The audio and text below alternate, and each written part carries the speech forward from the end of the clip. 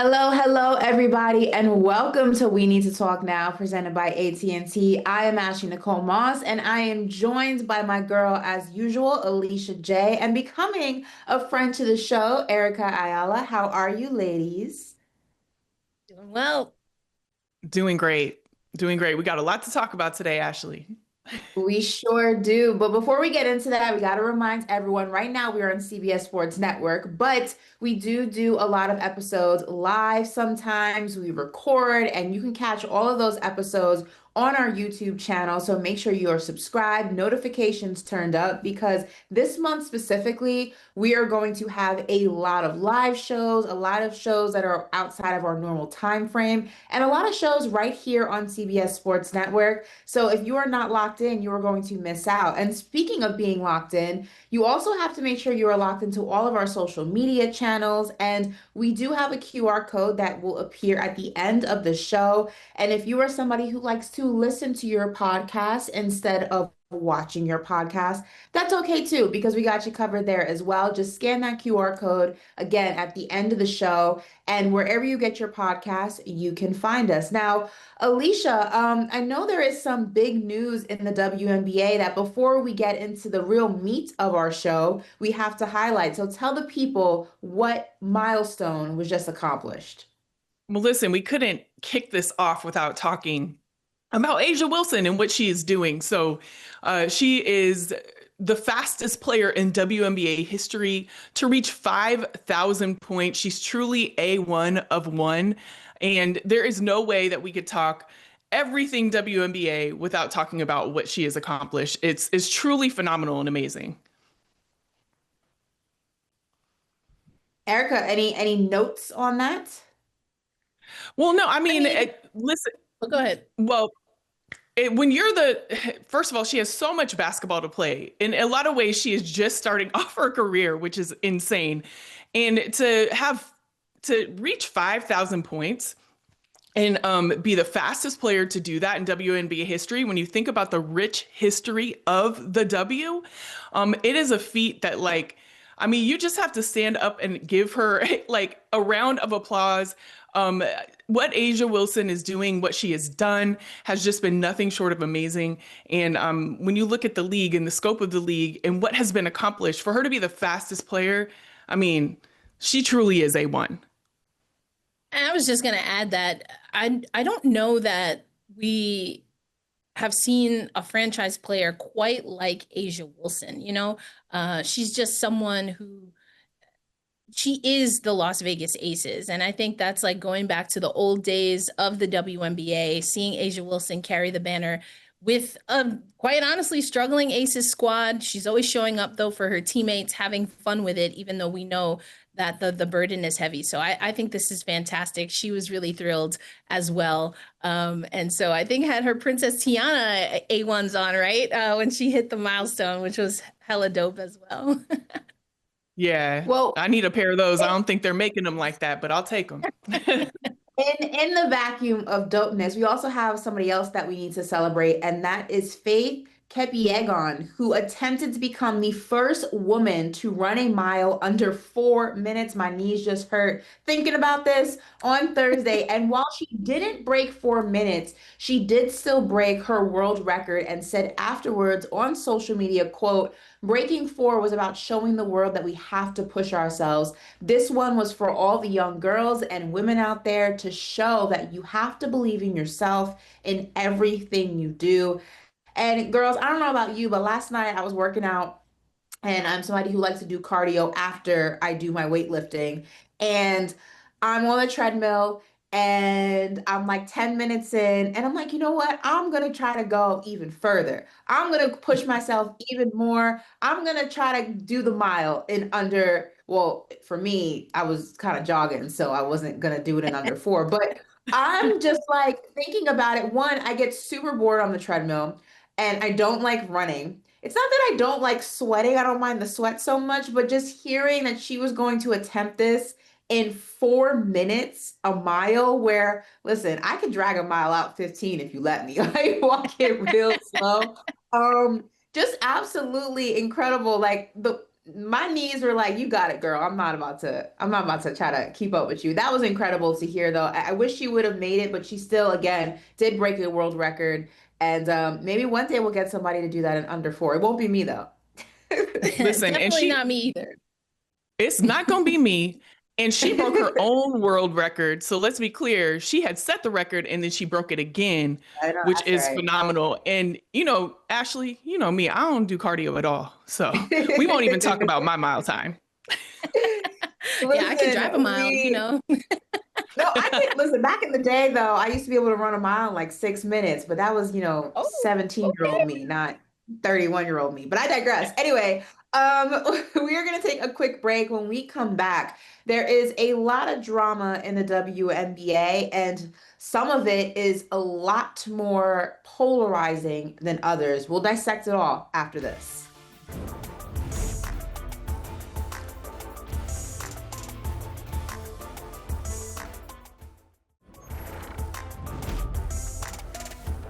Welcome back, everyone, to We Need to Talk Now, presented by AT&T. And right now, we need to talk about what is going on in the WNBA. And we have some big news, and that is going to start things. We're going to start things off, rather, in Indiana, where DeWanna Bonner has been waived by the team on Wednesday, following reports that she had requested a trade from the team.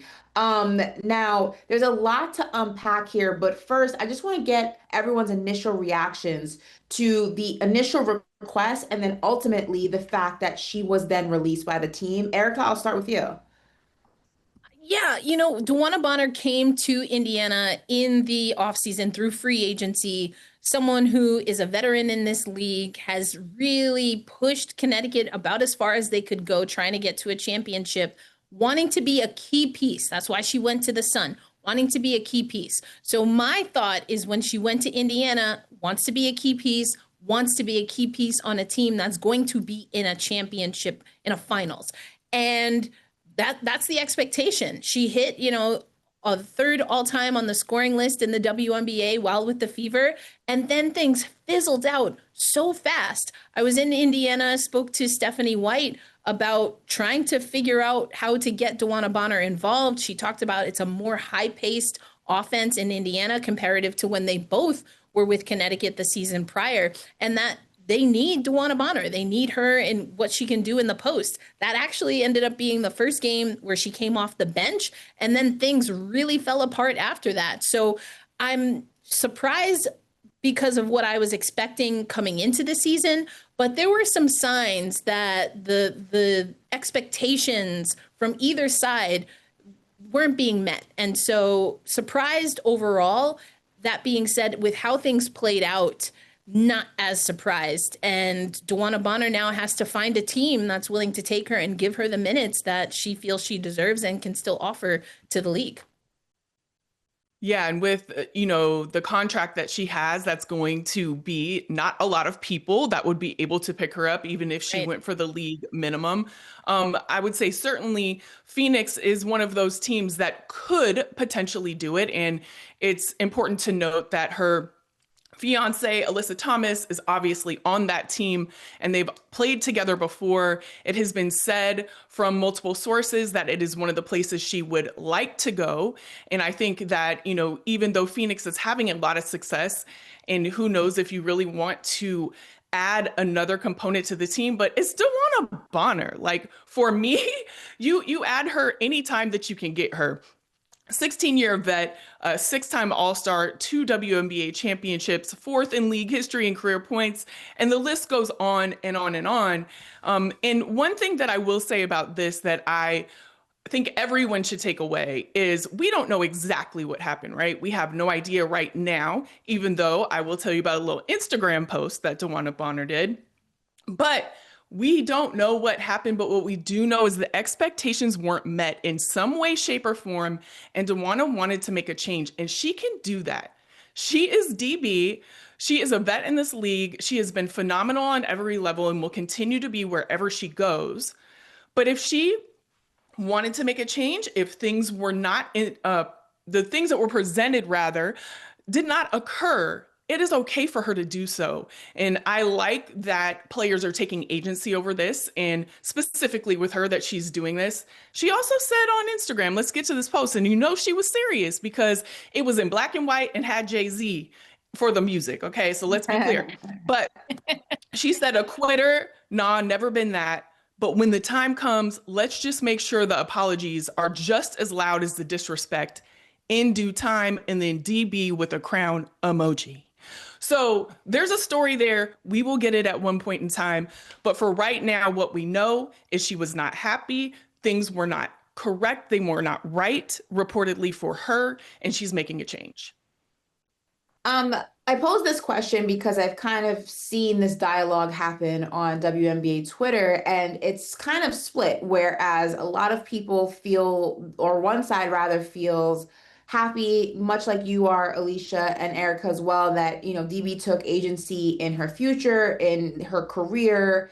She has been in this league for an extended period of time, almost 20 seasons, and you're kind of given certain cachet when you've put that much work into a particular job, or at least you hope you are, right? The other side of this conversation is people wondering whether or not whatever did happen behind closed doors and how DB has kind of handled it, if that's going to make it more difficult for her to find a team that's willing to bring her on board so that she can get what she is looking for. Because as we know, there's three sides to the story. There's your side, my side, and the truth is somewhere in the middle. So Erica, starting with you, I wonder where you kind of fall in that conversation, in that spectrum, if it's on one side more than the other or somewhere in the middle. Well, I think it's very fair, Ashley, that you're bringing this up because as Alicia was talking, I'm thinking also, well, what is Indiana's kind of positioning here, right? What is important for them as they have made it clear that they want to be a playoff team, they want to be a contender, right? And I think for me, you have to look at what DeWanna Bonner also did while in Indiana. Now there can be factors to that, whether it was fit, what the different rotations were, what the expectations were, whether she mentally, physically, emotionally, maybe all of those things wasn't necessarily where she wanted to be. Because remember, this started as personal, being away for personal reasons. And so I think that you have to, as analysts, as people who talk about the game, yeah, absolutely. There is that element to it. And if that impacts, though, what happens at the next stage, personally, and fans will have their opinions. I think Indiana fans are going through some feelings right now, and understandably so, especially if you think about, Caitlin Clark has been someone who's missing, and now you don't have a veteran like DeWanna Bonner who has really poured into a player like Aaliyah Boston. I don't think it will impact, though, if she's picked up by other teams. As Alicia talked about, it's just a matter of fit, who has the cap space right now. I arguably think there are teams that could very well use the DeWanna Bonner, that don't have the cap space. So now you have to figure that out. But from what we're hearing from players who have responded, if you look on that IG post, players, not just Alyssa Thomas, but players that she's played with in Connecticut, in Phoenix, they're responding to that. She has respect in this league, even from players on that Fever squad. And you need veterans, you need people who have been there and can usher in a calm. And that is what DeWanna Bonner can do while also being fierce and intense on the court. So do I think it should impact how teams look at her? Absolutely not. And if it does, I mean, maybe there's some other things going on with those organizations and they don't want to mess up any flow or chemistry that they have, because maybe they do have that veteran already. Maybe they do have that star already, and that's okay too. But should this tarnish DeWanna Bonner's overall, legacy as of what I know right now? No, I would say no. I would completely agree. And you talked about the comments from the players who have played with her. They're all saying, DB is like the best. We love playing with her. She's amazing. There's nothing there with DeWanna Bonner that would stop me personally, if I'm like a GM of a team, from taking her. I just think it was a situation that just did not work out. And players are human beings. If they don't want to be in a position, they have the kind of ability to get out of a position and put them in a better light or a better position that they want to be in, I am completely all for it. I mean, we're going to get the real story for sure. But from what we're seeing, I just think she made a decision for herself. And there are so many teams that could definitely use the amazing player that she is. Yeah, we'll definitely keep our ears and eyes open for the other shoe that will eventually fall in this story. This is not the last time we talk about it here on this show, but we're going to switch gears a little bit and talk about Skylar Diggins, my girl, and her comments about Nneka being underrated as an MVP. Check out what she had to say here. Yeah, not me. I tell her every day. I tell her behind the scenes. I tell her in the training room. I tell her in the weight room. I tell her when she's doing Pilates. I tell her when she's on the court. I tell her on the walking into the gym. I tell her when I see her at work, at the house. I came here to play with Nneka. And like what she does, day in and day out, is special. And you shouldn't take it for granted. Like, I love her. And it's deeper than just basketball. Who she is as a person is solid, and it's a lot of stuff she can't say to defend herself, and it's a lot of shit that she takes on for our whole league. And so, I stand in front of Nneka every day, and nobody around this league should take what she does for granted. I mean, she looks like she is still in her prime and continuing to get better and better, and I'm inspired by her personally, professionally. She's a way better woman than me. But I look up to her, and not only what she does on the floor, it's how she carries herself and how she makes us have a standard to ourselves with her experience. She's a champion. She's the most disrespected MVP in the history of our league. And every night she's breaking records, and not just, it's milestones. Passing Tina Thompson today, 8th all-time in rebounds. Excuse me if I got that wrong, but it's amazing what she's done, and we celebrate her every day. It's a blessing to be on this team with her, and she's the first ballot Hall of Famer. Well, first and foremost, get you someone that rides for you the way Skylar rides for Nneka. And if you don't have it, you better go find somebody. Really powerful statement from Skylar, obviously getting emotional and choked up, which just showcases that their relationship goes beyond the court, goes beyond the four walls of that organization. But the biggest question I think that we need to address here in this segment is she underrated? And if so, why do you think that is, Alicia? She's absolutely underrated. I mean, Nneka, we just saw a whole bunch of her stats, and also she was named Western Conference Player of the Week this week, okay? She has led the Storm to like 3 consecutive wins.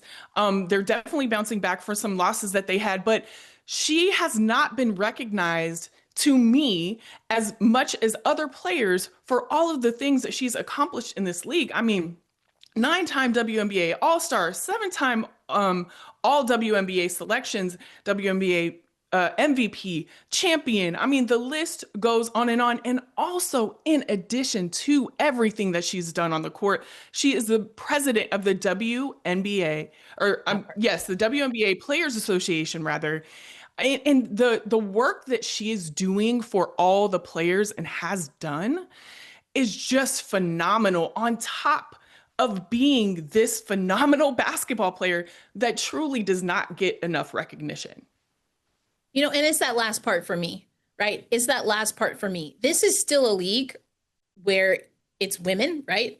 And what we know about our society is that women have to be loud. We have to be that squeaky wheel, right? To just get a little bit of grease, just get a little bit of help, And when you are the WNBPA president, Nneka's talked about this. Her teammates have talked about this. Where is that line? When you're representing every day, when you show up, every time you hit the court, not just yourself, but the entire league. And I feel like that's a little bit of the crux. She's so poised. She's so respectful. She has this regal air. And where do we give her space to stand up for herself? And, be like, yeah, I did that. And so like Ashley said, to have Sky do that for her is beautiful. Yeah, I mean, I love to see it. I love to see the sisterhood. To your point, Erica, it's extremely difficult to be a woman in this world, especially in the world of sports, world of business. There's just so many different layers and things that we have to deal with as a woman and have to fight against as women in various different industries. And to see that sisterhood, that camaraderie, I think always makes the process just a little bit easier because you know you're not alone. So I love to see that. I think moments like that just remind us how important sisterhood is, not just in the world of sports, but in all industries where women are still minorities, still disrespected, still felt like outsiders. And I just, make it warms my heart when I see that even at the very top echelon of some of these industries, that these women that still go through it still have the support system around them from people who understand exactly what that struggle is like. Look, when we come back, we're going to talk the Valkyries and the Commissioner's Cup because shout out to the Bay Area, Alicia. They're doing some Hey. big things. You don't want to miss this, so don't move. We'll be back in a second.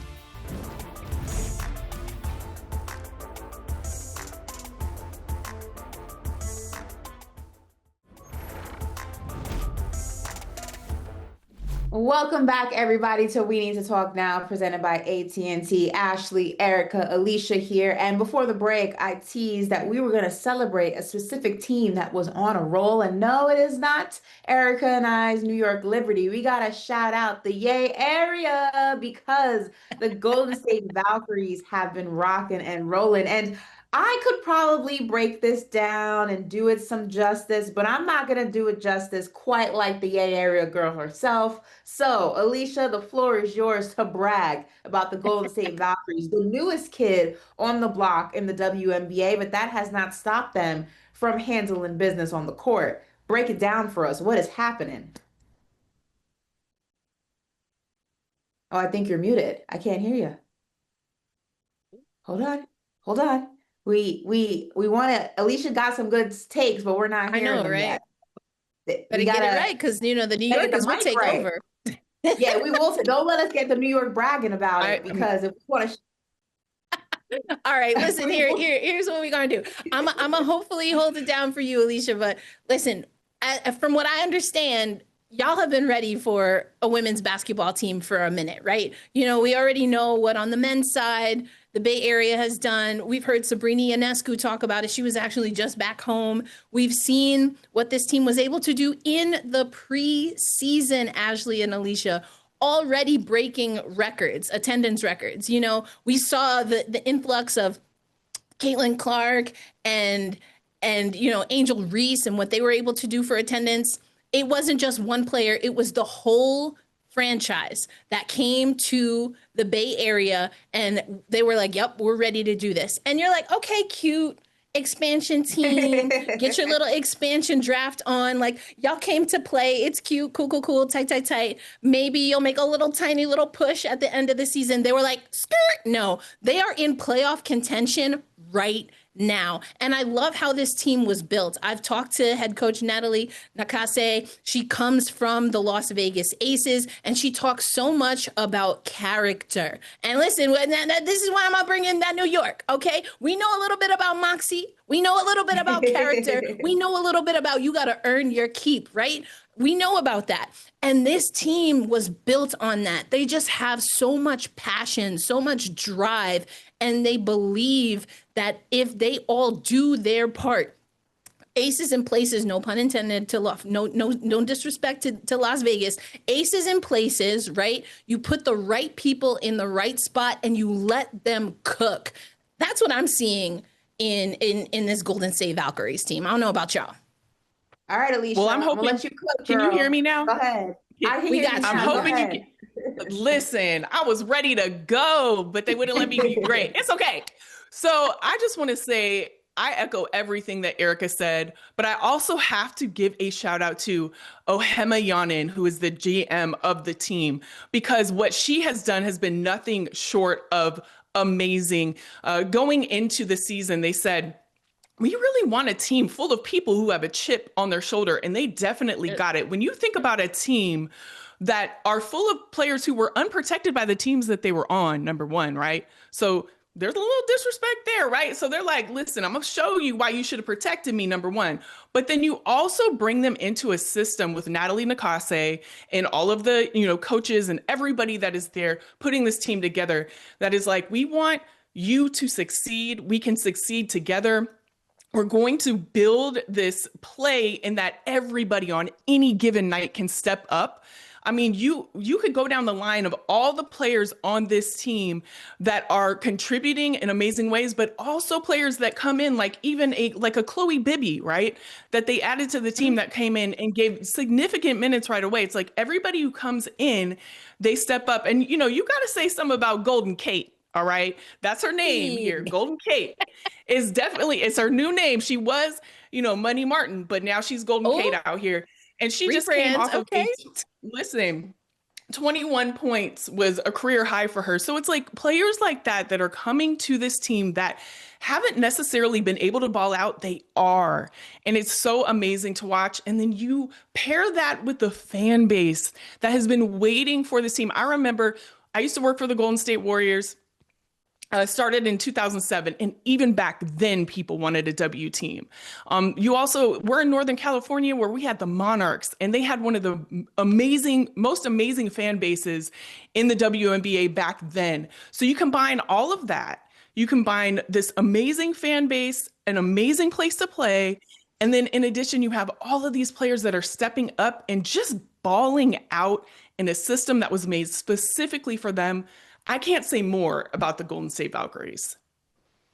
Well, listen, we have a lot of season left, and we are going to keep our eyes on the Valkyries as they continue to roll through the competition. But speaking of competition, we have to shift gears to our AT&T Guarantee of the Week.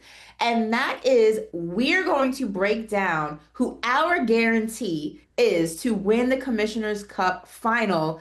A little bit of a preview of Tuesday's matchup between Minnesota and Indiana. So I'm going to go to each of you and I'm going to ask you, which team do you think currently holds the edge, what their X factor is, and ultimately who you think will win the whole thing. We got about 3 minutes here, so we got to do this nice and tight. But Alicia, kick things off. Who are you giving the edge to? Who is the X factor of your edge team? And who's going to win the whole thing?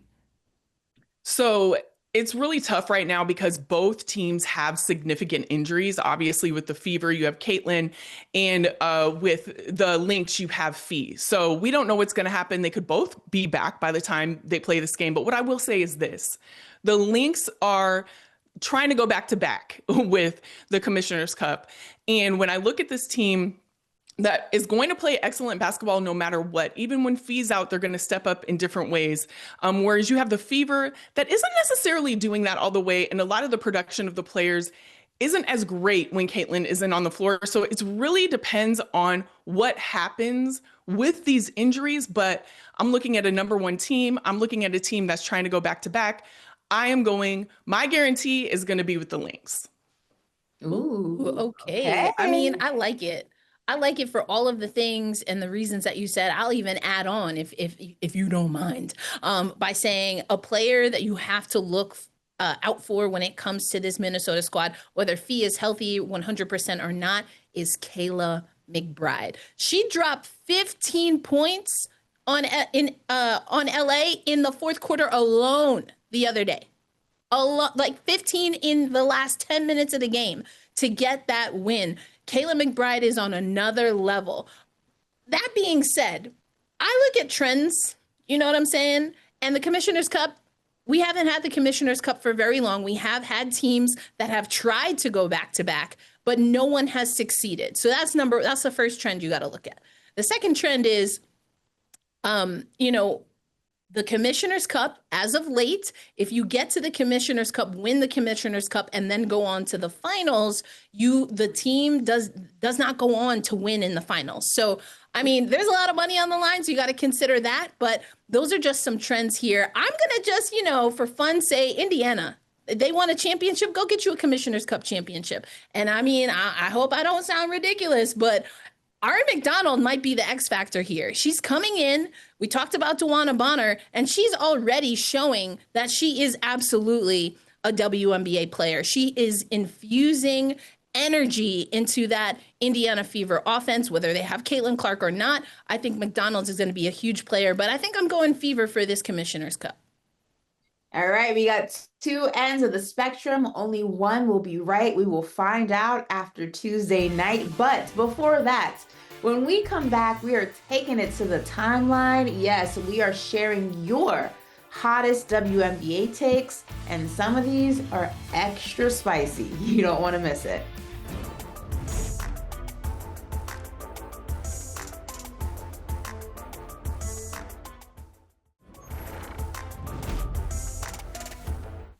Welcome back, everyone, to We Need to Talk Now, presented by AT&T. And look, you know me, I love Twitter, I love to tweet, and I be active on the timeline, but this segment is not about me, luckily, or my tweets. This is about our fans and their hottest WNBA takes. And we got a few that are very sizzling, and some may strike more of a nerve or a chord than others. So we're going to run through them all, and then I'm going to ask you two which one really got that fire burning inside of you. So let's run through them. First up, we have Caitlin Clark and Paige Bueckers need to do a one-on-one to settle everything, to be honest. Ooh, talk about blockbuster television. All right, what else do we have here? Alicia Gray and Aaliyah Boston should be considered for MVP along with Fee. All right, all right, all right, all right. I think the LA Sparks are an under the radar powerhouse. Okay. And what do we have here? Shakira Austin and Lexi Hull should be front runners for most improved player. And we actually have a soundbite that goes with this one. So let's play that. You guys just handed the #1 team in the conference their only second loss of the season. You walked off the court and said, "This is our house." What are your thoughts right now? Dubs in the chat, baby. We building this shit. Everybody see what's going on. We playing with confidence. We got a young squad. Ain't scared of nobody, and we coming out here showing what we got. All right. So a lot of takes, a lot of opinions. And I know we have no shortage of either on this show. So, Erica, I'm going to start with you. When I was reading those tweets off, which one was like, oh, okay, I guess that's a take. Which one really struck a nerve with you? Yeah, I think Alicia and I might agree. So I'm gonna let you take the one I think you're gonna take. So I'm gonna switch it up with Shakira Austin, Lexi Hull here. I like this. I really do. Shakira Austin is a player who unfortunately has dealt with a lot of injuries in her young career. Lexi Hull, listen, y'all can look at, a few women's basketball magazines. I've been telling y'all about Lexi Hull for a minute here. I think she's a great, criminally underrated two-way player.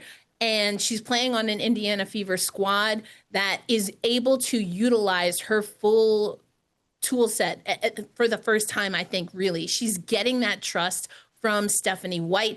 I really like that pick. Little shout out also to the Sparks too, because I think they've been showing us that they can definitely put on in the WNBA. Still gotta, refine a few rough edges, but I kind of mix those two there. I really like those. But Alicia, what you got? What you cooking with? Well, I will say this about Shakira Austin. I'm just happy to see her out there. She's been a player that has had a lot of injuries, and we all know she is that girl, right? We've all known she's been an amazing player. But I would say, now she has just been healthy. She's showing us exactly who she is. And I think she's definitely a contender right along with Lexi to be a most improved player. So a lot of these takes, I'm not going to lie, I do agree with to a certain extent. The only problem I have with the Paige Bueckers one is when they say to settle everything. I don't know if we have to settle a lot. That threw me off That's too. the part. I was like, I didn't know if there was. I didn't know there was a beef that needed to be settled. I was like, right. I know I haven't been deep in the NBA world that long. Right. So while I would love to see them play one-on-one, please, somebody book that. For sure. Let's watch that. I'm going to pop my popcorn and get ready to just see that amazing one-on-one, match or whatever you want to say. However, I just don't think they have anything to really settle. They're both phenomenal players in their own right. They're both making marks in ways that nobody has ever done in this league. And the settle part, I don't know. Maybe that person can tweet us about the subtle part, and we can talk about that in the next pod. Maybe that's a conversation we should have. But no, I mean, it would definitely be interesting. But let's talk about that last one, about LA being a powerhouse. Now, if you look at the franchise, we can certainly say that, right? I mean, they have definitely won 3 championships. They qualified for the playoffs 20 out of 24 of the season. So yes, like franchise, but looking at the players that they have now, if we're talking about this season, I don't know if that's a true statement. I think that in seasons to come, you're going to have Cameron Brink back. People are definitely getting into the system of the new coach. I mean, there's things that are happening, things that are brewing. I can see what even Kelsey Plum has talked about, what she sees for the team. I can see it. But this season, I don't know if I'm necessarily going to call them a powerhouse all the way. I think that's pretty strong. I definitely think that is fair. I'm curious, before we wrap up, I'm interested on your thoughts, both of your thoughts on about Gray and Boston being in MVP conversations with Fee. Erica, I'm surprised you didn't go with that one. That's what I thought you was going to go there, Alicia, to be honest, because we already talked about Alicia. I thought you was going to go there. I'm with it.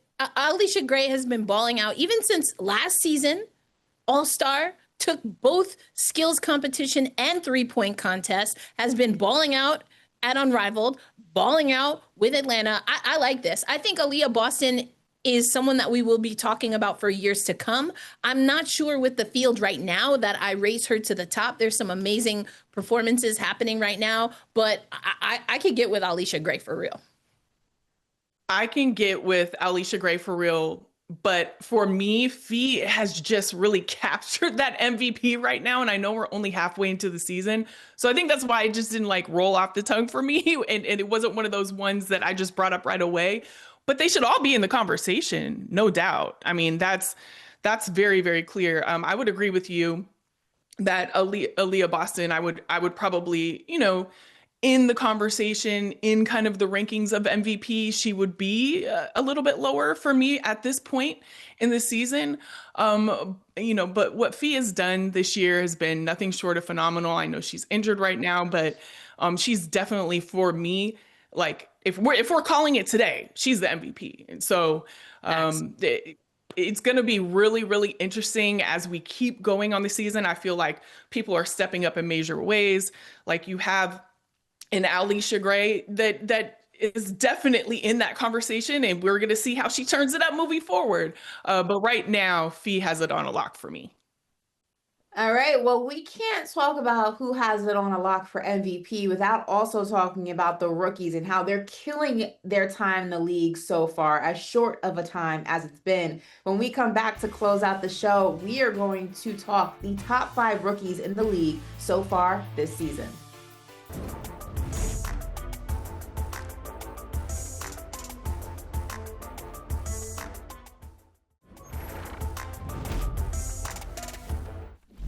The rookies are doing their thing right now. These are the WNBA Rookie rankings, according to ESPN. And as you can see, sitting at number 1 is Paige Beckers, who leads all rookies with 17.7 points per game, 5.8 assists per game, 1.8 steals per game, and was out 4 games with a concussion. Still, Dallas off to a 4-12 start, but that hasn't stopped Paige from doing her thing individually. And there are a lot of other rookies that we want to highlight that deserve to be highlighted. So outside of Paige Beckers, who I feel like is the easy target, is the easy take, so I'm going to take her off the board. So you cannot highlight Paige Beckers in this block. All right, Alicia, who out of those rookies, we can throw that graphic on the screen one more time to just remind everybody at home what the current ranking system looks like.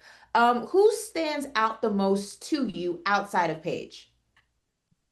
I mean, certainly this is right on par for what I was going to say, but Kiki Iriafen is definitely doing her thing out there with the Mystics, and Sonia Citron is right behind her. And the crazy part is they're on the same team.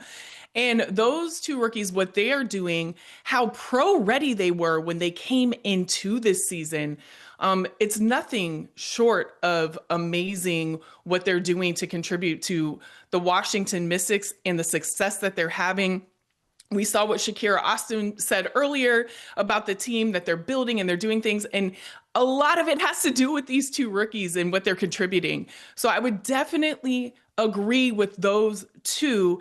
I would also like to say Lexi Held, we got to give her a little shout out and some prayers and everything, because I believe today they announced that she has kind of a partially collapsed lung.